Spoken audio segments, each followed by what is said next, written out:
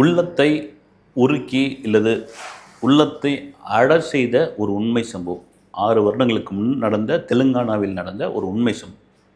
இந்த சம்பவத்தை இப்போவும் கேட்டாலும் எவ்வளோ பெரிய கல் நெஞ்சமாக இருந்தாலும் கரைஞ்சு போயிடும். இப்படியா அப்படின்னு. அதுதான் உண்மை. ஏன்னா இந்த பூமியில் பலதரப்பட்ட மனிதர்களை பார்க்குறோம். பலதரப்பட்ட மனிதர்களும் பலவிதமான குணங்களை பார்க்குறோம். அதாவது கடவுளும் இருப்பான், மிருகமும் இருப்பான், கடவுளும் இருப்பான், சாத்தானும் இருப்பான். ஆனால் இப்படிப்பட்ட ஒரு கடவுள் மனம் படைத்த ஒரு குணம் இருக்குல்ல, அது எல்லாருக்குமா வாய்த்திருவாது, எல்லாருக்குமா அந்த குணம் வந்துடாது. என்ன நடந்தது? தெலுங்கானா மாவட்டத்தை சேர்ந்த ஒரு மருத்துவர், ஒரு இளம் மருத்துவர். அவர் எப்படி அப்படின்னா, ரொம்ப கஷ்டப்பட்டு சின்ன வயசில் படிப்பில் அவ்வளோ பெரிய சுட்டி. யார் என்னன்னு நான் வீடியோட முடிவில் பேர்லாம் சொல்கிறேன். பயங்கரமான ஒரு படிப்பில் பெரிய கெட்டிக்காரன். ஒரு சாதாரண குடும்பம் தான். அந்த நபருடைய நோக்கம் சின்ன வயசுலேருந்து ஒரு மருத்துவர் ஆக வேண்டும் அப்படின்னு தான் விருப்பம். இப்போ நீட்லாம் கிடையாது. அது மாதிரி மருத்துவர் ஆகணும்னு கடுமையாக படிக்க ஆரம்பிக்கிறான். நல்லா படிக்கிறான். அந்த ஃபேமிலிக்கு நமக்கு மருத்துவம் கிடைக்குமா அப்படின்ற அளவுக்குலாம் இருக்காங்க. நிச்சயமாக நான் மருத்துவர் ஆகிடுவேன் அப்படின்னு சொல்லி கஷ்டப்பட்டு எல்லாத்துலேயும், அதாவது டிஸ்ட்ரிக்ட் லெவலில், ஒரு கட்டத்தில் ஸ்டேட் லெவலில் ஃபஸ்ட்டு மருத்துவர் ஆன அந்த ஃபேமிலி, அந்த பரம்பரையிலே அவன் தான் டாக்டர். அப்படியாப்பட்ட ஒரு நபர் அவனுக்கு இமிடியட்டாக ஆஸ்திரேலியாவில் வேலை கிடைக்குது. ஒரு பெரிய ஹாஸ்பிட்டலில் வேலை கிடைக்குது. மிக மகிழ்ச்சியாக அங்கே போய் அந்த ஒர்க் பண்ணுறான். ஒர்க் பண்ணப்போ அவனுக்கு என்னென்னா, ஒரு சாதாரண நிலையில் இருக்கக்கூடிய ஒரு பெண் வேணும், பெரிய பணக்கார பெண்ணு, இது மாதிரிலாம் எதுவும் பார்த்துறாதீங்க நீங்கன்றான். வீட்டில் சொல்கிறான். நல்லா படிச்சிருந்து ஒரு நம்மளால் அந்த பெண்ணு, அந்த குடும்பம் உயரத்துக்கு வரணும். அது மாதிரி நல்ல குணவதியாக இருந்தால் போதும். பெரிய அழகெல்லாம் அதெல்லாம் கூட தேவையில்லை. பொதுவாக வசதின்ற ஒரு விஷயம் வேணாம். வரதட்சணை யாருக்கிட்டையும் நீங்கள் 10 பைசா வாங்கக்கூடாது அப்படின்னு அவங்க தாய் தந்திரிக்கு ஒரு கட்டளை ஏற்றுறான். அவங்க அது மாதிரி ஒரு பையனுடைய குணத்துக்கு பொருத்தமானவங்க தான். அப்படி ஒரு பெண்ணை தேடுறாங்க. அப்படி ஒரு அற்புதமான ஒரு பெண் இவனுக்கு மனைவியாக அமைகிறா. 2 பேரும் பேசிக்கிறாங்க. திருமணத்துக்கு முன்னாடி ஒருத்தர் அவங்க மனம் விட்டு சில கருத்துக்கள்லாம் சொல்கிறாங்க. இவனுக்கு பிடிச்சி போது திருமணம் பண்ணிக்கிறாங்க. திருமணம் பண்ணி ஒரு 9 நாள் அவன் இருக்கிறான். 10வது நாள் 9வது நாள் ஆஸ்திரேலியாவிலேருந்து அழைப்பு வருது. இமிடியட்டாக நீங்கள் ஜாயின் பண்ணிக்கணும். ஒரு 1 இயரில் இங்கே நீங்கள் உங்கள் மனைவியை கூப்பிட்டு இங்கே அவங்களே ஆஸ்திரேலியாவுடைய சிட்டிசனாக இங்கே வந்துடுவாங்க. இங்கே அதெல்லாம் கவலைப்படாது. மெயில் அனுப்புகிறாங்க. மனைவி கிட்ட சொல்லிவிட்டு 9 நாள் எப்படி இருக்கும் பாருங்கள். ஒரு திருமணம் ஆகிற புதுசில் கிளம்பி போகிறான். மெல்பர்னுக்கு போகிறான். ஆஸ்திரேலியா மெல்பர்னுக்கு போய் அங்கே அவன் ஒர்க் பண்ணிகிட்ருக்கான். மனைவி கிட்ட பேசுகிறான். வீடியோ காலில் பேசுகிறான். சேட்டிங்கில் இருக்கான். புது தம்பதி இல்லை. அதை தாண்டி அவன் ஒர்க்லேயும் கரெக்டாக இருக்கிறான். அவன் மருத்துவ சம்பந்தமான ஒரு ஆராய்ச்சி படிப்பும் இடையில் படிச்சுக்கிட்டு இருக்கான். படிச்சுட்டு இருக்கும்பொழுது விதி அப்படின்ற ஒரு விஷயம் இருக்குல்ல, அது எப்படி விளையாடும்னு யாருக்குமே தெரியாது. நம்ம உடல் நல்லா தான் இருக்குன்னு நமக்கு தெரிஞ்சிருக்கோம். ஆனால் உள்ளுக்குள்ளே இருக்கிற அந்த உறுப்புகள்லாம் அவ்வளோ சீக்கிரம் பல சமயங்களில் காட்டவே காட்டாது. அப்படி இந்த நபர், இந்த டாக்டர் வழக்கமாக ஒரு ஜிம்முக்கு போய் எக்ஸசைஸ் பண்ணக்கூடிய ஆள் அப்படி ஒரு நாள் போயிட்டு ஜிம்மில் போய் எக்ஸசைஸ் பண்ண உடனே ஒரு வாமிட்டிங் சென்ஸ் ஒன்று வருது. ஒரு கட்டத்தில் வாமிட்டிங்கே வருது. வாமிட் எடுக்கும் பொழுது அது வழியாக ரத்தம் வெளியே வருது. ஒரு டாக்டருக்கே ஒரு பெரிய அதிர்ச்சியாக ஆகுது. என்ன ஏதுன்னே தெரியல. இமீடியட்டாக போயிட்டு அவனுடைய மருத்துவத்தில் சீனியர் டாக்டர்கிட்ட கன்சல்ட் பண்ணும்போது ஒரு ஃபுல் பாடி செக்கப் அப்படின்னு எடுத்து முடிக்கிறாங்க. எடுத்து முடிச்சுட்டு இன்னொரு முறையும் மறுபடியும் ஒரு டெஸ்ட் எடுக்கிறாரு அந்த சீனியர் டாக்டர். இவன் மேலே ஒரு அன்பாக உள்ள ஒரு ஆஸ்திரேலியன் டாக்டர் எடுத்துகிட்டு அவருக்கே பெரிய அதிர்ச்சியாவது. சொல்லிடலாம், ஒரு டாக்டர் தானே சொல்லி தானே ஆகணுன்ட்டு, உங்கள் நுரையீரல் புற்றுநோய் உனக்கு வந்திருக்குதுப்பா, அது ஸ்டேஜ் தாண்டி வந்துடுச்சு.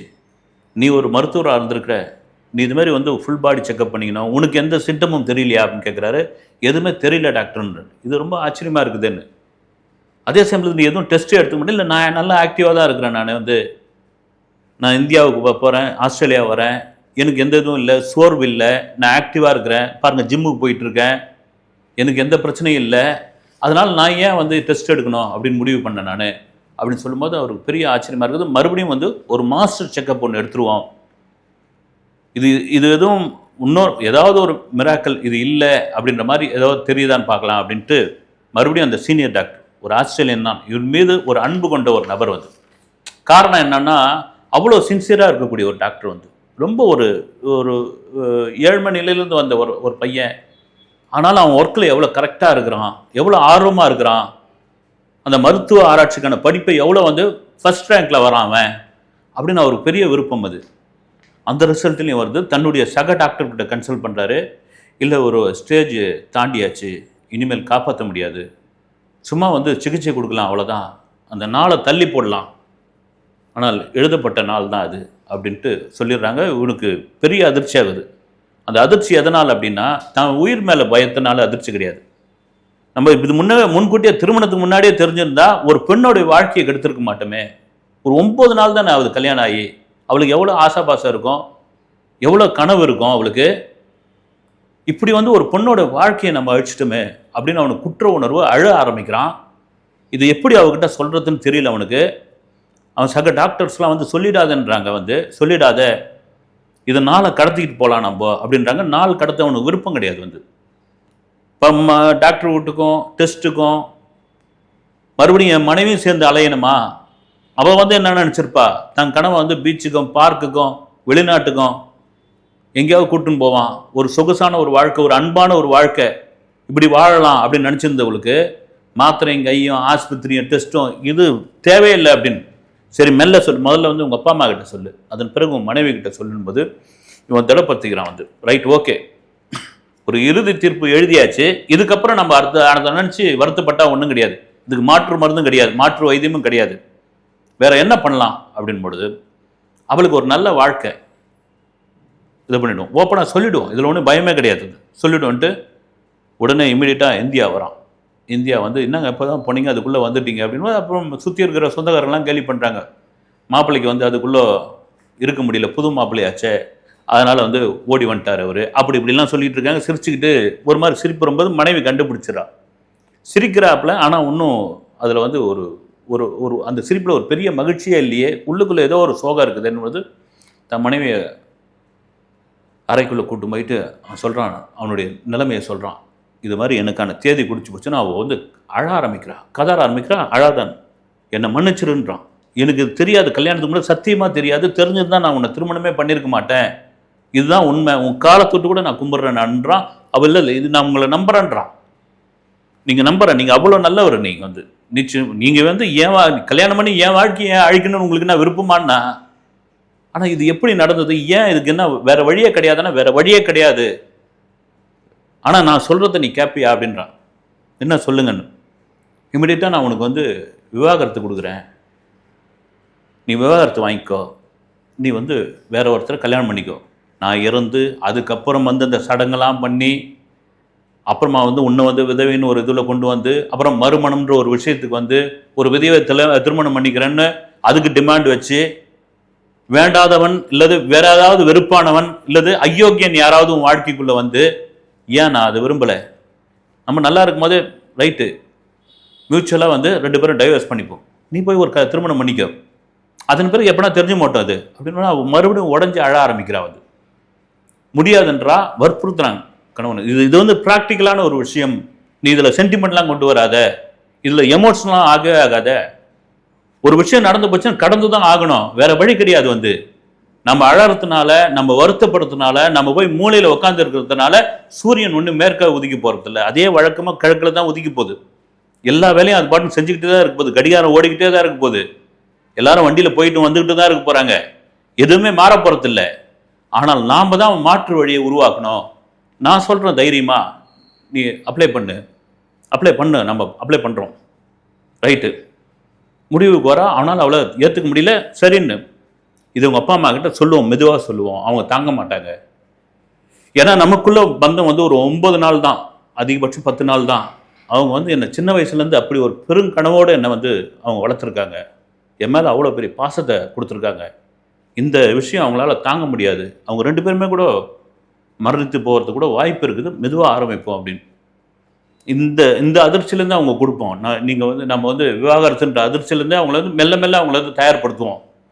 இதுக்கிடையில் என்ன ஆகிடுது, தான் இறந்த பிறகு அந்த மனைவிக்கு என்னென்னலாம் சேரணும் அப்படின்னு சொல்லி, அது ஏன்னா எதிர்கால வாழ்க்கைன்னு ஒன்று இருக்குல்ல, நம்மளை நம்பி வந்த பொண்ணுன்ட்டு ஒரு இன்சூரன்ஸு, மற்ற தனக்கு தர வேண்டிய அந்த தொகை, இப்படி அவன் கணக்கு பண்ணி தன்னுடைய சேமிப்பு எல்லாத்தையும் அப்படியே ஒட்டுமொத்தமாக மனைவி பேரில் மாற்றுறான். மொத்தமாக மாற்றுறான். திரும்ப ஆஸ்திரேலியா போகிறான். ஆஸ்திரேலியா போயிட்டு தன் நண்பர்கள்கிட்ட சொல்கிறான் வந்து, நான் இங்கே தான் இறக்க போகிறேன்.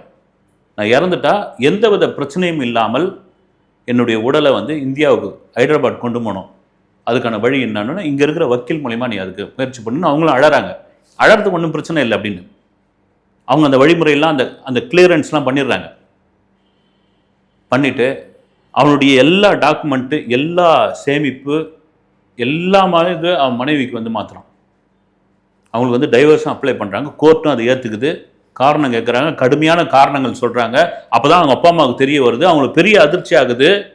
என்னடா 9 நாள் தான் நான் கொடுத்தனம் பண்ண, நீ வந்து இடையில 2 நாள் வந்து இருந்த, 12 நாள் தான் உன் மனைவி கூட இருந்த, 12 நாளில் உங்களுக்குள்ள என்ன பிரச்சனை? தாம்பத்திய பிரச்சனையா, வேற என்ன பிரச்சனை? அவங்க வந்து பெரிய அதிர்ச்சி ஆகணும். இந்த அதிர்ச்சி தான் மெல்ல வேற ஒரு சம்பவத்தை சொல்ல முடிவு பண்ணுறாங்க. அவளால் உண்மையிலே ஏற்றுக்க முடியல. விவாகரத்தும் கிடைக்குது. அவள் போயிட்டு மறுமணமும் பண்ணிக்கிறான். பண்ணியாச்சு. பண்ண பிறகு அவங்க அப்பா அம்மாவுக்கு இப்போ தான் புரியுது வந்து இதுக்குள்ளே ஏதோ ஒரு சூழ்ச்சி இருக்குது, இதுக்குள்ளே ஒரு நாடகம் இருக்குது, இவங்களுக்குள்ள உண்மையான பிரச்சனையே இல்லைன்னு சொல்லி மகனை பிடிச்சி அவங்க கேட்க ஆரம்பிக்கிறாங்க, உனக்கு என்னன்னு. அப்போ தான் தன் மகன் வந்து அந்த விஷயத்தை மெல்ல சொல்கிறான். எனக்கு ஒரு நுரையீரல் புற்றுநோய், அது ஸ்டேஜ் தாண்டி போயிடுச்சு, இருக்க மாட்டேன்னு சொல்லி 2 பேரும் கதறி அழ ஆரம்பிக்கிறாங்க. அழாதீங்கன்னு, அழாதீங்க, விதி விட்டதை என்ன பண்ண முடியும், அவ்வளோதான். அதை தாண்டி என்ன நம்பி வந்த அந்த பொண்ணுக்கு எந்தவித குறையும் இருக்கக்கூடாதுன்னு நானே தான் அதை வந்து விவாகரத்து பண்ண வச்சேன். விவாகரத்து கொடுத்தேன், நல்லா இருக்கட்டும் எங்கே போனாலும் அப்படின்னு சொன்னோடனே சுற்றி இருந்த நண்பர்கள்லாம் கதி கலங்கி போயிட்டாங்க. அவரோட பேர் வந்து ஹர்ஷவர்தன். தெலுங்கானா மாவட்டம் கம்பம் டிஸ்ட்ரிக்டை சேர்ந்தவர். ஒரு டாக்டர் வந்து ஒரு புரட்சியான விஷயங்கள் எத்தனையோ இருக்குது வந்து. இது ரொம்ப முக்கியமான ஒரு விஷயம் அது. இது என்ன சொல்கிறது, 2020 அத்தனை ஊடகங்களும் வந்து அப்படி அவரை பற்றி பேசியிருந்தாங்க. அத்தனை விவாத பொருளாக மாறி இருந்தது. அவரை மையப்படுத்தி அத்தனை கதைகள்லாம் வந்து இருந்தது. ஒரு சினிமாவாக தெலுங்கில் எடுக்கணும்னு முயற்சி பண்ணி அதை அப்படியே நிற்குது பாதிலேயே கூட அந்த படம். அதை வச்சு கொஞ்சம் இது ஒரு இதுவான சினிமா இது மாதிரி வந்திருக்குது ரைட்டு. அதை தாண்டி ரியலான ஒரு சம்பவத்தை வச்சு எவ்வளோ பெரிய மனசு பாருங்கள் வந்து, எவ்வளோ பெரிய உள்ளம்பம். சில பேர் என்ன பண்ணுவோம் தெரியுமா, அந்த இதுவை மறைச்சிருவான், கொண்டாட்டியும் சேர்த்து நம்மள அவட லோல் போட்டோம் அப்படின்னு முடிச்சுன்னு இழுத்துன்னு போவான் வந்து. ஆஸ்பத்திரி, மாத்திரை, மருந்து, தூங்க விடாமல். சில பெண்கள் ஏற்றுக்கும், கணவனே கண்கண்ட தெய்வன்ற மாதிரி. சில பெண்கள் இந்த படுபாயை கல்யாணம் பண்ணிக்கின்னு நான் படுற அவஸ்தை இருக்குது பாரு அப்படின்னு. அதெல்லாம் மீறி அந்த உள்ளம்ன்ற ஒரு மனசு இருக்குல்ல, அது வந்து ஹர்ஷவர்தன் மாதிரியான மனிதர்கள்லாம் அவங்க மனிதரே கிடையாது, தெய்வங்கள். அடுத்த வீடியோவில் சந்திக்கிறேன். நன்றி.